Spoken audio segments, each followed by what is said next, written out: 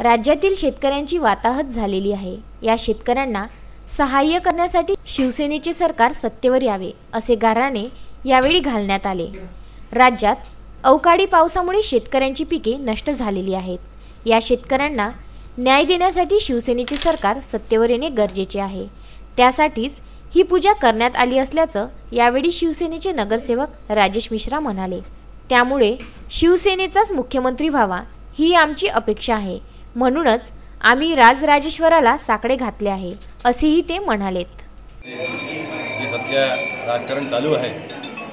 लोकांना असं वाटते की मुख्यमंत्री शिवसेना झाला पाहिजे, कारण की या महाराष्ट्र राज्यामध्ये शेतकरी असो किंवा बेरोजगार असो किंवा युवा असो, त्यांना सर्वांना असं वाटते की या राज्यामध्ये महाराष्ट्राचा मुख्यमंत्री झाला पाहिजे।